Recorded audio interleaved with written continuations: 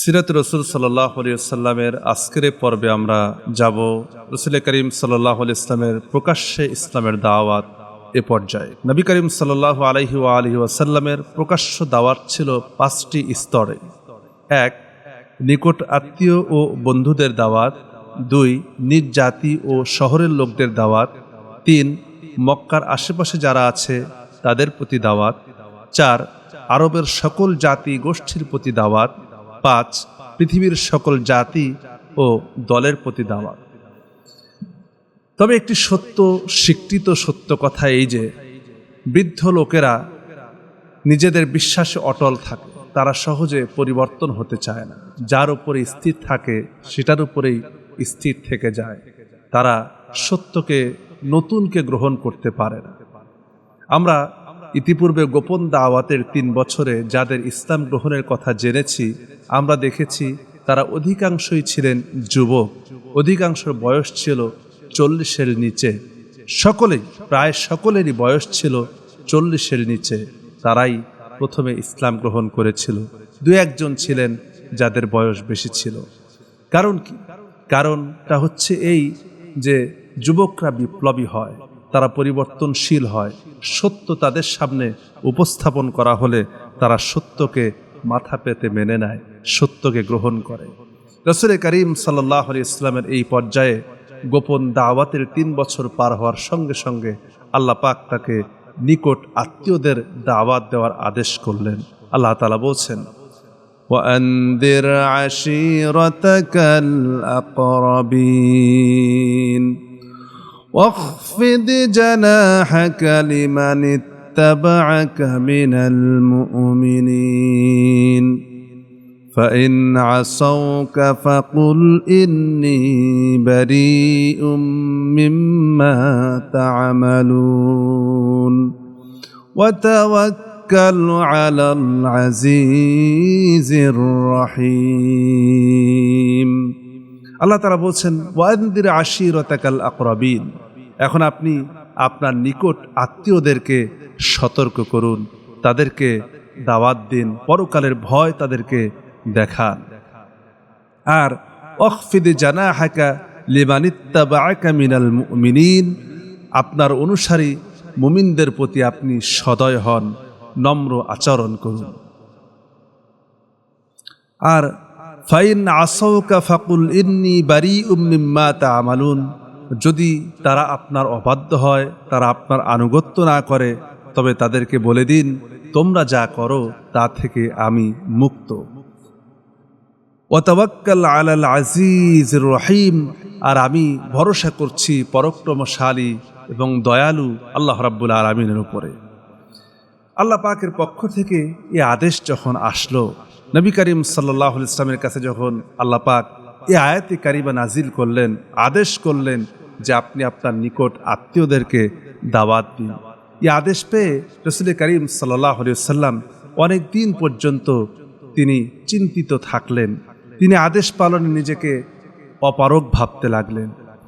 বাইরের কার্যক্রম বন্ধ রেখে প্রায় তিনি 1 মাস ঘরের করে রাসূল করিম সাল্লাল্লাহু আলাইহি ওয়াসাল্লাম অবস্থান করেছেন। এই অবস্থা দেখে হুজুরের ফুফুরা তারা পেরেশান হয়ে গেল। হয়তো নবী করিম সাল্লাল্লাহু আলাইহি ওয়াসাল্লাম তিনি অসুস্থ হয়েছেন, তাকে সেবা শুশ্রূষা করার জন্য তারা যখন তার কাছে গেল, তখন তিনি বললেন, আমি অসুস্থ হইনি। আমি তাদেরকে, বনু আব্দুল মুত্তালিবকে এবং তার বংশের লোকদেরকে আল্লাহর পক্ষ থেকে তাদেরকে আল্লাহর প্রতি সতর্কতা করার আহ্বান জানানো হয়েছে, আমি এজন্য খুব চিন্তিত আছি।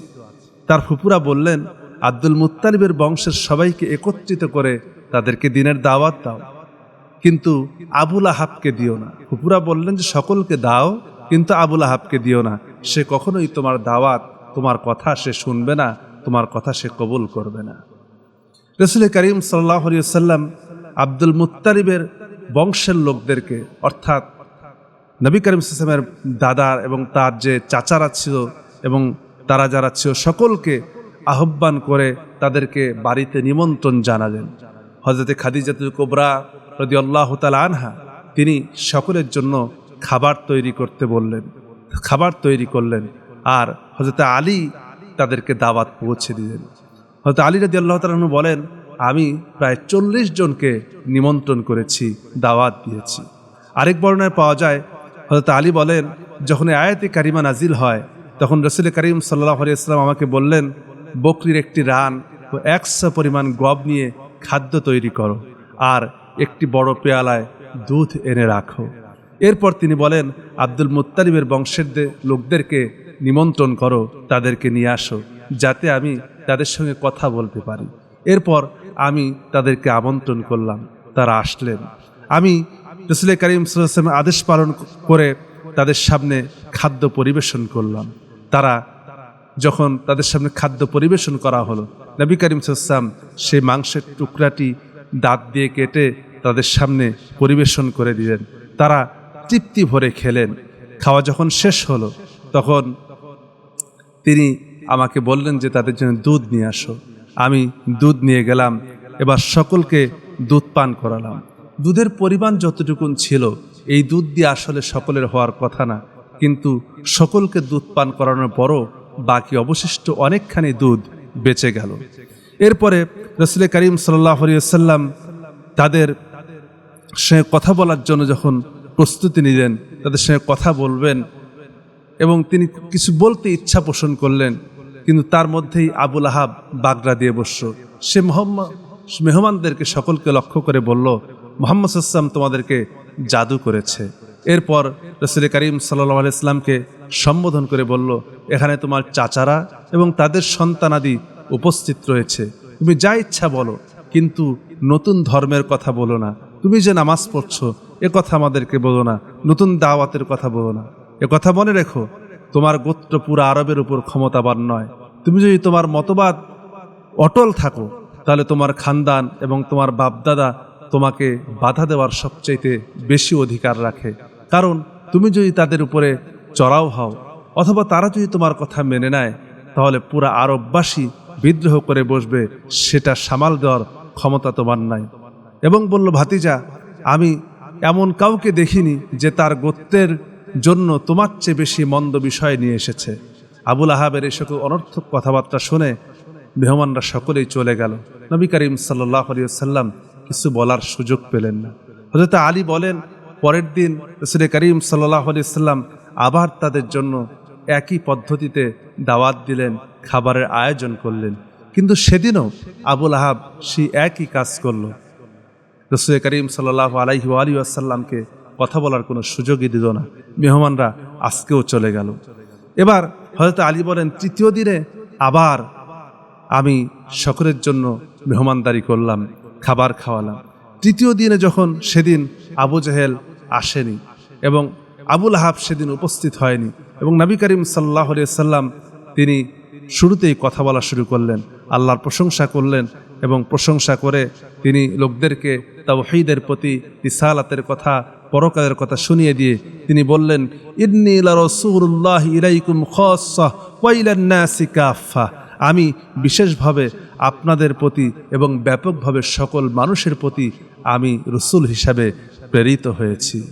আল্লাহি লা তামুতুন্না কামা তানামুন, তোমরা যেভাবে করে ঘুমিয়ে যাও আল্লাহ তোমাদেরকে সেভাবে করেই মৃত্যুবরণ করাবেন। ওয়ালা তুবআসুন্না কামা তাস্তাইকিদুন, তোমরা যেভাবে করে ঘুম থেকে জেগে উঠো আল্লাহ তাআলা তোমাদেরকে মৃত্যুর পরে আবার তোমাদেরকে পুনরুত্থিত করবেন। এরপরে কি করা হবে? তিনি রাসূল করিম সাল্লাল্লাহু আলাইহি ওয়াসাল্লাম বললেন, ওয়ালা তুহাসাবুন্না বিমা তা'মালুন, এবং দুনিয়ায় যা করছেন এই সকল কিছুর হিসাব তিনি আপনাদের কাছ থেকে নেবেন। ওয়ালা তুজজাউন্না বিইহসানিন ইহসানা ওয়া বিসসুই সাওয়া, এবং তিনি তাদেরকে তাদের ভালো কাজের ভালো প্রতিদান দেবেন এবং কল্যাণের বিনিময়ে আল্লাহ পাক আপনাদেরকে কল্যাণ দান করবেন এবং আপনাদেরকে মন্দের বিনিময়ে মন্দ দেওয়া হবে। ওয়া ইন্নাহা লাল জান্নাতু আবাদান ওয়ান নারু আবাদান, হয় জান্নাতের ভিতরে চিরকাল অবস্থান করবে অথবা জাহান্নামের চিরকাল অবস্থান করবে। আব্দুল মুত্তালিবের পরিবার, খোদার কসম আমি আরবের এমন কোনো যুবকের ব্যাপারে জানি না যে তার কওমের কাছে আমি আপনাদের কাছে যা এনেছি তার চাইতে উত্তম কোনো বিষয় এনেছে। এ কথা বলার পরে রাসূল করিম সাল্লাল্লাহু আলাইহি ওয়াসাল্লাম খুব আবেগ দিয়ে, খুব ভালোবাসা দিয়ে, খুব মহাব্বতের সাথে তিনি তার পরিবারবর্গদেরকে, পরিবারের লোকদেরকে সকলকে তিনি এই আহ্বান করলেন এবং শেষে বললেন, ফাআইয়ুকুম বিওয়াজিরুনি আলা হাদাল আমরি আলা আইয়াকুনা আখি।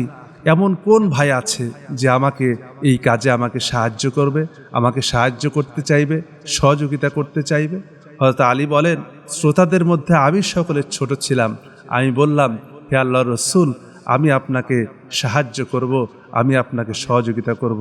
এ কথা শুনে সবাই হাসতে লাগলো। আমি তো সবার ছোট, আমি বা কীভাবে সাহায্য সহযোগিতা করতে পারি? রাসূল করিম সাল্লাল্লাহু আলাইহি ওয়াসাল্লাম নিজ বংশের সামনে আল্লাহ পাকের দ্বীনের কথা, তাওহীদের কথা, রিসালাতের কথা, আখিরাতের কথা, হিসাব নিকাশের কথা, এই সকল কথা যখন উপস্থাপন করলেন, তখন আবু তালিব তাকে সম্বোধন করে কি বলেছিলেন, আল্লাহ হাদিসের মধ্যে তাও এসেছে। তিনি তখন বলেছেন, মা আহাব্বা ইলাইনা মুআওয়ানাতাক ওয়া মুরাদাফাতাক। হে মুহাম্মদ, তোমাকে সাহায্য করা আমাদের কাছে কতই না প্রিয়। আমরা তোমার নসিহত কত বেশি গ্রহণকারী, তোমার কথা ওয়াসাদ্দা তাসদীকানা, আর আমরা তোমার কথা অত্যাধিক বেশি সত্যায়নকারী। এভাবে করে আবু তালিব মুহাম্মদ সাল্লাল্লাহু আলাইহি ওয়াসাল্লামকে সাহস দিতে লাগলেন আর বললেন, এরা সবাই তোমার খানদানের লোক, আমিও তাদের মধ্যে একজন। আল্লাহর কসম, তোমার ইচ্ছা পূর্ণতার ক্ষেত্রে আমার অবস্থান সবার আগে। তোমার ইচ্ছা পূর্ণ হোক, এটাই আমি চাই। তুমি যে দাওয়াত দিচ্ছ, তুমি যে কাজে আদিষ্ট হয়েছ, তুমি সে কাজ চালিয়ে যাও। লাম্মা উমিরতু বিহি ফাওয়াল্লাহ, তুমি এ কাজ চালিয়ে যাও, আমি তোমাকে সবসময় হেফাজত করব, আমি তোমাকে সাহায্য করব। কিন্তু তিনি বললেন, লা আজিদু নাফসি তুতাব্বিউ লি ফিরাকু দীনি আব্দুল মুত্তালিব হাত্তা আমুতু আলা মা মাতা আলাইহি। কিন্তু আমার মন সায় দিচ্ছে না যে আমি আব্দুল মুত্তালিবের ধর্ম ছেড়ে দেই, আমি এটা পারবো না, আমি সে ধর্মের উপরেই মৃত্যুবরণ করতে চাই, কিন্তু আমি তোমাকে শেষ পর্যন্ত সহযোগিতা করব, সাহায্য করব। আব্দুল মুত্তালিব, আবু তালেব হুজুরের চাচা, এ কথা বললেন। মেহমানরাও সুর নরম করে ফেলল। আবুল আহাব কিছু পরে এসেছিল। আবুল আহাব এবার ফুঁসে উঠে বলল, আব্দুল মুত্তালিবের পরিবার, আল্লাহর কসম, এই মুহাম্মদ যা বলেছে তা কতই না নিকৃষ্ট, কতই না মন্দ কথা। অন্যরা মুহাম্মদকে বাধা দেওয়ার আগে তোমাদের নিজেদেরই তো তাকে থামিয়ে দেওয়া উচিত। তোমরা কেন বাধা দিচ্ছ না? আর যদি না পারো, তোমরা যদি মুহাম্মদকে অন্য কোনো গোত্রের হাতে, অন্য কোনো সম্প্রদায়ের হাতে তুলে দাও, তবে তোমরা অপমানিত হবে, আর যদি বিরোধিতা করো তাহলে তোমাদেরকে নিহত হতে হবে। এ কথা শুনে আবু তালিব ফয়সালা জানানোর সুরে বললেন, আল্লাহর কসম, যতদিন পর্যন্ত আমি বেঁচে থাকব ততদিন পর্যন্ত আমি মুহাম্মদ সাল্লাল্লাহু আলাইহি ওয়াসাল্লামের নিরাপত্তা দিয়ে যাব। নবীজির ফুফু আবুল আহাবের বোন সাফিয়া আবুল আহাবকে লক্ষ্য করে বললেন, ভাইজান, আপনার ভাতিজা, আপনার ভাতিজার অপমান কি আপনার অপমান নয়? তিনি বললেন, হ্যাঁ আল্লাহর কসম, হ্যাঁ সেটা আমার অপমান, কিন্তু সে কেন এমন কাজ করবে, সে কেন এমন কথা বলবে? এরপরে তিনি বললেন, আবু সাফিয়া বললেন যে, ভাইজান, আপনার ভাতিজা, আল্লাহর কসম, আলেমরা সর্বদা এই সংবাদ দিয়েছে যে আব্দুল মুত্তালিবের সন্তানদের মধ্যে, আলেমরা সবসময় এই সংবাদ দিয়েছে যে আব্দুল মুত্তালিবের সন্তানদের মধ্যে শেষ নবীর আগমন ঘটবে, আর তিনিই তো সেই নবী মুহাম্মদ সাল্লাল্লাহু আলাইহি ওয়াসাল্লাম। আবুল আহাব বলল, এসব ফালতু কথা রাখো, এগুলি হচ্ছে মহিলাদের আজগবি বানোয়াট কথা, এ সকল কথার কোনো ভিত্তি নাই, এ সকল কথার কোনো পাত্তা নাই। কুরাইশদের অন্যান্য শাখা যখন বিরোধিতা করবে, আরবের সকল লোক যখন তাদেরকে সমর্থন করবে, তখন তোমরা কুলিয়ে উঠতে পারবে না। যখন সকলে বিরোধিতা করবে, তখন তোমরা যাবে কোথায়? এবং বলল, দেখো, আমরা কিন্তু অন্যদের তুলনায়, অন্যান্য গোত্রের তুলনায় আমাদের গোত্রটা খুবই ছোট, যদিও আমাদের সম্মান আছে, কিন্তু এই ছোট গোত্র নিয়ে আমরা তো তাদের সঙ্গে লড়াই করতে পারবো না। নবী করিম সাল্লাল্লাহু আলাইহি ওয়াসাল্লাম তিনি এইভাবে করে দাওয়াত দিতে লাগলেন। শুরুতেই আবুল আহাব এখানে এসে বাধা দিল। প্রত্যেক জামানাতেই যখনই দিনের কাজকে আপনি যখন আল্লাহর পথে চলতে যাবেন, তখন সর্বপ্রথম যে বাধা হয়ে দাঁড়ায়, সে বাধাটি হচ্ছে পরিবার। 2 নম্বরে বাধা হয়ে দাঁড়ায় সমাজ। 3 নম্বরে বাধা হয়ে দাঁড়ায় রাষ্ট্র। যখনই আপনি সত্য বাণী কথা বলতে যাবেন, আপনার পরিবারের সামনে আপনি যখন একটি গোমরাহী পরিবার থেকে আপনি হেদায়েতের পথে আসবেন, তখন আপনার পরিবার আপনাকে মেনে নেবে না। এটি হচ্ছে সর্বসম্মত বাস্তব কথা, কারণ মুরব্বীরা কখনো এটিকে মেনে নিতে পারে না। আপনি হয়তো পরিবর্তন হতে যাবেন, কিন্তু আসল পরিবর্তন তারা কখনো হতে পারে না।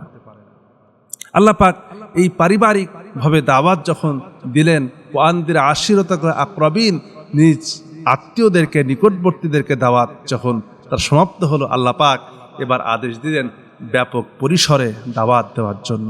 আল্লাহ পাক এবার আদেশ করলেন, সূরা হিজরের 94 নম্বর আয়াতে আল্লাহ তাআলা বলছেন, ফাসদা বিমা তুমার ওয়া আ'রিদ আনিল মুশরিকিন। আপনাকে যে বিষয়ে আদেশ করা হয়েছে, ফা'আরিদ আনিল মুশরিকিন, ফাসদা বিমা তুমার, যে বিষয়ে আদেশ করা হয়েছে তা আপনি প্রকাশ্যে জানিয়ে দিন। ওয়া আ'রিদ আনিল মুশরিকিন, এবং মুশরিকদের প্রতি, মুশরিকদের থেকে মুখ ফিরিয়ে নিন। মুশরিকদের তারা কি মনে করলো, কি চিন্তা করলো, কি ভাবলো, তারা কি আপনাকে কি বললো, এগুলি দেখার আর টাইম নাই। এগুলির সময় শেষ, 3 বছর চলে গেছে। এখন যা হবে প্রকাশ্যে, ধৈর্য, যা হবে প্রকাশ্যে দাওয়াত আপনি দিতে থাকুন। এই যে আমরা অনেক সময় চিন্তা করি যে একটু হিকমত করে, একটু কৌশল করে যদি বলা যায়, কোনোরকমভাবে যদি বাঁচা যায়, না, বরং তারা কি মনে করলো সেটা বড় বিষয় না। সত্য বলার ক্ষেত্রে আপনি দলিল সহ কথা বলেন। হিকমত আয় দালিলান, হিকমতটাই হচ্ছে দলিল, দলিল দিয়ে কথা বলা, সত্যকে উপস্থাপন করা, এটি হচ্ছে একজন মুমিনের ঈমানি দায়িত্ব। এখানে কোনো হিকমতের প্রশ্ন, হিকমত মানে হচ্ছে দলিল দিয়ে কথা বলুন, তারা অবশ্যই মানতে বাধ্য, আর না মানলে সেখানে কিছু করার নেই। দলিলকে যে অবজ্ঞা করবে সে তো আর মুসলমানই থাকলো না, তার মানে কোরআনকে সে অস্বীকার করে ফেললো। এই আয়াতে কারিমা যখন নাজিল হলো, আল্লাহ তাআলার আদেশ পালনের জন্য প্রস্তুতি নেওয়া যখন শুরু করলেন, তখন নবী করিম সাল্লাল্লাহু আলাইহি ওয়াসাল্লাম একদিন সকালবেলা সাফা পাহাড়ে উঠলেন। সাফা পাহাড়ে উঠে উচ্চ স্বরে, কণ্ঠকে উঁচু করে বলতে থাকলেন, ইয়া সাবাহা, ইয়া সাবাহা, ইয়া সাবাহা, হে লোক সকল, ভোরের আহ্বান সহ। এটি ছিল আরবদের প্রচলন ছিল। হঠাৎ কোনো শত্রু সেনা আক্রমণ করলে অথবা খুব গুরুত্বপূর্ণ কোনো কথা শোনাবার জন্য তখন তারা সাফা পাহাড়ে উঠে ইয়া সাবাহা, ইয়া সাবাহা বলে চিৎকার করত। তাই রাসূল করিম সাল্লাল্লাহু আলাইহি ওয়াসাল্লামও প্রচলিত নিয়মে সবাইকে আহ্বান জানালেন যেন সকলেই একত্রিত হয়ে যায়। যখন সকলে আসলো, তখন রাসূল করিম সাল্লাল্লাহু আলাইহি ওয়াসাল্লাম তিনি এক একটা গোত্রের নাম ধরে ধরে তিনি ডাকতে লাগলেন, ইয়া বানি ফেহর, ইয়া বানি আদ, ইয়া বানি আদ্দি, ইয়া বানি ফুলান, ইয়া বানি ফুলান, ইয়া বানি আব্দুল মানাফ, ইয়া বানি আব্দুল মুত্তালিব। এভাবে করে এক একটা গোত্রের নাম ধরে ধরে এক একটা গোত্রকে আহ্বান করে করে তিনি ডাকতে লাগলেন। লোকরা এই আহ্বান শুনে বলল, কে আহ্বান করছো? অনেকেই বলল, মুহাম্মদ সাল্লাল্লাহু আলাইহি সাল্লাম আহ্বান করছে। এরপরে সবাই পাহাড়ের পাদদেশে একত্রিত হলো। যে যেতে পারলো না সে তার প্রতিনিধি পাঠিয়ে দিল, যাও দেখো মুহাম্মদ কি বলে তা শুনে আসো। সাথে আবু লাহাব এলো, সেও উপস্থিত হলো। নবী করিম সাল্লাল্লাহু আলাইহি সাল্লাম প্রথমেই তাদের কাছ থেকে সাক্ষ্য নিলেন, আরো আইতাকুম লাউ আখবারতুকুম আন্না খায়রান বিল ওয়াদি তুরিদু আন তুগীরু আলাইকুম আনতুম মুসাদ্দিকিয়ুন। বলো তো, আমি যদি তোমাদেরকে এই সংবাদ দেই যে পাহাড়ের পিছনে, এই পাহাড়ের পিছনে শত্রু বাহিনী, শত্রু দল, অশ্ব বাহিনী তারা অপেক্ষা করছে, তোমাদের উপরে অতর্কিত আক্রমণ করার জন্য ওত পেতে বসে আছে, তোমরা কি আমার কথা বিশ্বাস করবে? আনতুম মুসাদ্দিকিয়ুন, তোমরা কি আমার কথা মানবে, আমার কথা বিশ্বাস করবে? লোকেরা বলল, নাম মা জাররাবনা আলাইকা ইল্লা সিদকা, হ্যাঁ আমরা তো আপনাকে সর্বদা সত্যবাদী পেয়েছি, আপনি তো কখনো মিথ্যে বলেননি, কখনো তো এমন কথা আপনার মুখে শুনিনি যে আপনি মিথ্যে বলেছেন, যখন যেটা বলেছেন সেটা তো সত্য বলেছেন, আমরা আপনার কথাকে বিশ্বাস করি, অবশ্যই মানি। রাসূল করিম সাল্লাল্লাহু আলাইহি সাল্লাম তখন তাদেরকে বললেন, আদউকুম ইলা আন তাশহাদু আল্লা ইলাহা ইল্লাল্লাহু ওয়াহদাহু লা শারীকা লাহু ওয়া আন্নী আবদুহু ওয়া রাসূলুহু আদমানা লাকুমুল জান্নাহ। তোমরা ঘোষণা দাও, আমি তোমাদেরকে আহ্বান করছি, তোমরা ঘোষণা দাও যে আল্লাহ ছাড়া কোনো ইলাহ নাই, তার কোনো শরীক নাই, তিনি এক, এবং আমি মুহাম্মদ সাল্লাল্লাহু আলাইহি ওয়াসাল্লাম আল্লাহ পাকের রাসূল, আমি তোমাদেরকে জান্নাতের গ্যারান্টি দিচ্ছি। ওয়াদমানা লাকুমুল জান্নাহ, আমি তোমাদেরকে জান্নাতের গ্যারান্টি দিচ্ছি। এরপর বললেন ফাইন্নী নাযীরুন লাকুম বাইনা ইয়াদাই আযাবিন শাদীদ, আমি তোমাদেরকে কঠিন আযাব আসার আগেই সতর্ক করছি। তিনি আরো বললেন ইন্না মাসালি ওয়া মাসালুকুম কামাসালি রাজুলিন আদুব্বু, আমার এবং তোমাদের উদাহরণ হলো এমন, যেমন কোনো ব্যক্তি শত্রুকে দেখে দ্রুত তার পরিবারকে সতর্ক করতে গেল। আমি তো তোমাদেরকে সতর্ক করছি, সামনে আছে আখেরাত, মৃত্যু, তারপরে জাহান্নাম, সেখান থেকে মুক্তি কি করে পাবে? শত্রু তোমাদের সামনে দাঁড়িয়ে আছে, শয়তান তোমাদেরকে বিপথে পরিচালিত করছে, সেখান থেকে মুক্তি আমি তোমাদেরকে করতে চাই।